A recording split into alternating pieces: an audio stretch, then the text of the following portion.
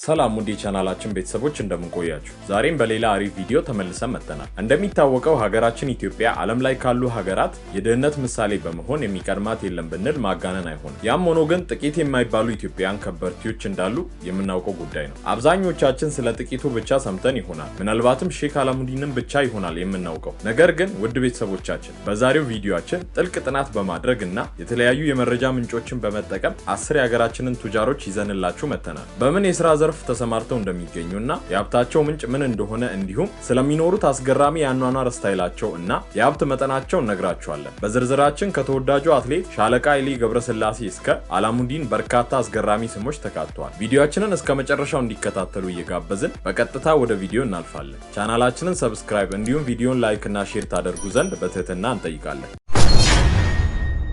10 ግርማ ዋጌ የቀድሞ የኢትዮጵያ አየር መንገድ ስራ አስፈጻሚ። የተሰማሩባቸው የስራ ዘርፎች አቪዬሽን ኢንዱስትሪ፣ ሎጂስቲክስ እና ኢንቨስትመንት ናቸው። ባለሀብቱ ግርማ ዋጌ የኢትዮጵያ አየር መንገድን ከአፍሪካ ግንባር ቀደም አየር መንገድ በማድረግ የተከበሩና የተመሰገኑ የአቪዬሽን ስራ አስፈጻሚ ሲሆኑ ከ2004 እስከ 2011 የኢትዮጵያ አየር መንገድ ዋና ስራ አስፈጻሚ በመሆን አየር መንገዱን በስፋት መርተዋል። የአየር መንገዱን ገቢ እንዲሁም ዓለም አቀፍ ተደራሽነትን በመጨመር ተወዳዳሪ አየር መንገድ በማድረግ ረገድ ድርሻቸው የጎላም ነው። በኋላም ሩዋንዳ ኤር ሊቀመንበር በመሆን በመቀጠልም በ2022 እንደገና የኢትዮጵያ አየር መንገድ ቦርድ ሰብሳቢ ሆነው በመመለስ በ2023 ከአቪዬሽን ባለፈ በመላው አፍሪካ በሎጂስቲክስ እና በኢንቨስትመንት ፕሮጀክት ላይ በስፋት መሰማራታቸውን አንዳንድ ጥናቶች ያረጋግጣሉ። የእሳቸው ተጽዕኖ የኢትዮጵያን የአቪዬሽን ኢንዱስትሪ እና የኢኮኖሚ ሁኔታ በመቅረጽም መቀጠል ችሏል።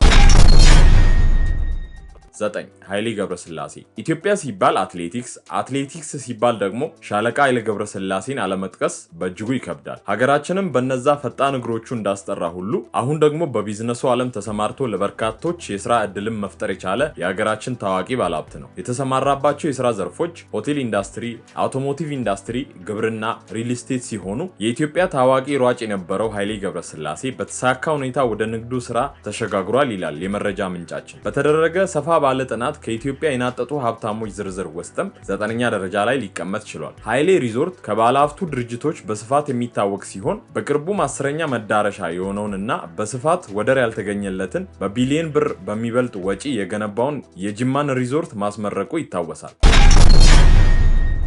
በዝርዝሩ ውስጥ 8ኛ ላይ የተቀመጡት ባለሀብቱ ቡዛዩ የተሰማሩበት የስራ ዘርፍ ማኒፋክቸሪንግ፣ ግብርና፣ ሪል ስቴት እና የከበረ ማዕድናት ላይ ነው። ባለሀብቱ አቶ ቡዛየው የታወቁ የሀገሬው ስራ ፈጣሪ ሲሆኑ የኢትዮጵያ ትልቅ አምራች ድርጅት ውስጥ አንዱ የሆነው የኢስት አፍሪካ ሆልዲንግ ኢኤኤች መስራች ናቸው። በእሳቸው የኢስት አፍሪካን ሆልዲንግ አመራር ወቅት ድርጅቱን ወደ ተለያዩ ዘርፎች ሊያስፋፉት ችለዋል። ለአብነትም አግሮ ፕሮሰሲንግ፣ ማኒፋክቸሪንግ፣ ሪል ስቴት፣ ፕሪንቲንግ ኤንድ ፓኬጂንግ፣ ትራንስፖርቴሽን፣ የሲሚንቶ ምርት እና ኮይል ማይኒንግ ይጠቀሳሉ። በኢትዮጵያ ውስጥ የግል ኢንዱስትሪ ፓርክ ያላቸው ብቸኛው ባለሀብትም ናቸው።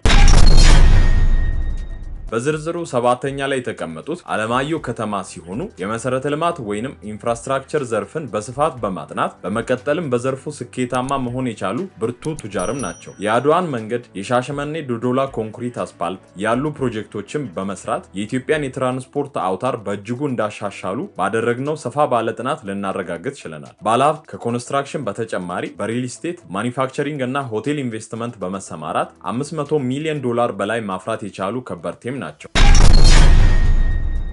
ባደረግነው ሰፋ ያለ ጥናት በ6ኛ ደረጃ ላይ ያስቀመጥናቸው ደግሞ ከተማ ከበደን ነው። ባለሀብቱ ከተማ ከበደ የተሰማሩባቸው የቢዝነስ ዘርፎች ጨርቃጨርቅ፣ ሪል ስቴት፣ ማኒፋክቸሪንግ ናቸው። ባለሀብቱ በእነዚህ ዘርፎች በመሰማራት ለበርካቶች ስራ የፈጠሩ ታዋቂ የኢትዮጵያ ስራ ፈጣሪ እንዲሁም የታዋቂው የንግድ ቡድን የሆነው KKPLC መስራችም ናቸው። የባለሀብቱ የጨርቃጨርቅ ድርጅት ለሀገር ውስጥና ከሀገር ውጭ ምርቶችን የሚያቀርብ ሲሆን ከፍተኛ ጥራት ያለው የልብስና የክር ምርት ላይ ተሰማርተው ይገኛሉ። ከማኒፋክቸሪንግ በተጨማሪ በሪል ስቴት ንግድ ላይ እንዲሁም በሆቴል ዘርፍ ላይ ኢንቨስትመንቶች እንዳሏቸው የመረጃ ምንጫችን ጠቅሷል። በኢትዮጵያ ኢንዱስትሪ ላይ ጠንካራ ተሳትፎ ያለው ባለሀብቱ በስራ ዕድል ፈጠራና በኢኮኖሚ እድገት ውስጥ ከፍተኛ አስተዋጽኦ ማበርከት የቻሉ ባለሀብትም ናቸው።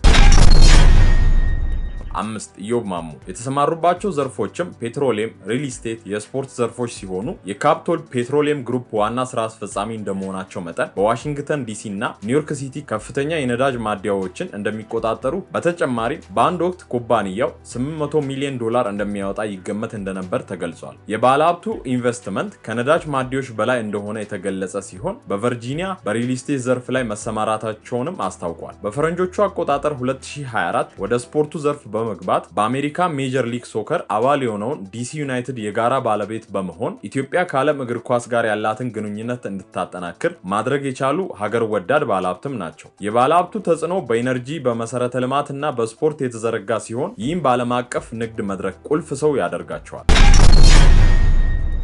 4 ቴዎድሮስ አሸናፊ አቶ ቴዎድሮስ የተሰማሩባቸው ዘርፎች የሸማ ዕቃዎች፣ ኢነርጂ፣ ሪል ስቴት ናቸው። በእነዚህ ዘርፎች ማንም የማይደራደራቸውን ኢምፓየር ገንብተዋል ቢባል ማጋነን አይሆንም። በጅጅጋ ተፋሰስ ከፍተኛ በኢትዮጵያ ደረጃ ሀገር በቀል የነዳጅ ጋዝ ፍለጋ ኩባንያ የሆነው ሳውዝ ዌስት ኢነርጂ መስራችና ሊቀመንበር ናቸው። በኢትዮጵያ የነዳጅና የጋዝ ኢንዱስትሪ ቁልፍ ተዋናዮች የሆኑት ሳውዝ ዌስት ዴቨሎፕመንት እና አፍሪካ ኢነርጂ አገልግሎትንም በኃላፊነት የሚመሩ ሲሆን ባለሀብቱ አቶ ቴዎድሮስ ከኃይል አቅርቦት እስከ ሸቀጣሸቀጥ እና ሪል ስቴት ዘርፍ ባሉ ስራዎች ላይ መሰማራታቸውን በተጨማሪም በርካታ ድርጅቶችም እንዳሏቸው ታውቋል። ከዚህ በተጨማሪ ኢትዮጵያ ውስጥ ተወዳጅ የሆነውን የማዕድን ውሃ ማለትም አምቦሃ ባለቤት መሆናቸውን ባደረግነው ማጣራት ያረጋገጥን ሲሆን በተለያዩ ዓለም አቀፍ ድርጅቶች ውስጥ የቦርድ አባል ናቸው። ውድ ተመልካቾቻችን ከእስካሁኑ ዝርዝር ላይ የማትስማሙበት የማን ባለሀብት ደረጃ ነው እያልን ወደ ያዝናቸው 3 ታላላቅ ባለሀብቶች እንወሰዳችሁ። 3 በላይነህ ክንዴ $1,000 በሚያንስ ካፒታል ቅቤና ማር በመሸጥ የጀመሩት አቶ በላይነህ ክንዴ በአሁኑ ወቅትም በላይነህ ክንዴ ግሩፕ የተባለ ግዙፍ ድርጅትን መመስረት የቻሉ ለብዙዎች አርአያ መሆን የሚችሉ ሰርተው የሚያሰሩ ከበርቴም ናቸው። ድርጅታቸው ባለፉት 17 ዓመታት $600 ሚሊዮን ገቢ ማግኘቱን ባደረግነው ማጣራት ልናረጋግጥ ችለናል። በዚህም ገቢው ከኢትዮጵያ ከፍተኛ ግብርና ላኪዎች መካከል አንዱ እንደሆኑ ያደረጋቸው ሲሆን የኢትዮጵያ ሰሊጥ ላኪዎችን መካከል አንደኛው ናቸው። ከግብርና ባሻገር በላይነህ ክንዴ ግሩፕ ወደ ትራንስፖርት፣ ኮንስትራክሽን፣ ሆቴል ኢንቨስትመንት፣ ማኒፋክቸሪንግ ላይ በመሰማራት ትርፋማ የሆነ ድርጅት መመስረትም ችለዋል። ከዋና ፕሮጀክቱ ውስጥ አንዱ በየቀኑ 1.4 ሚሊዮን ሊትር የምግብ ዘይት የሚያጣራ ፊብላም ኢንዱስትሪ ኮምፕሌክስ ሲሆን የአቶ በላይነህ ክንዴ ድርጅት ከ3000 በላይ ሰዎች የስራ ዕድል የከፈተም ትልቅ የንግድ ድርጅት ነው። ይህም በኢትዮጵያ ኢኮኖሚ ላይ የጎላ ተጽዕኖ እንደሚያሳርፍ ተነግሯል። 2 ሳሙኤል ታፈሰ የሰንሻይን ኢንቨስትመንት ግሩፕ ዋና ስራ አስፈጻሚ የሆኑት አቶ ሳሙኤል በኮንስትራክሽን ዘርፍ ተሰማርተው ከ5000 በላይ መኖሪያ ቤቶችን እና የንግድ ህንፃዎችን መገንባታቸው እንዲሁም በሺዎች የሚቆጠሩ ኪሎ ሜትር መንገዶችን መገንባታቸውን የመረጃ ምንጫችን ይጠቅሳል።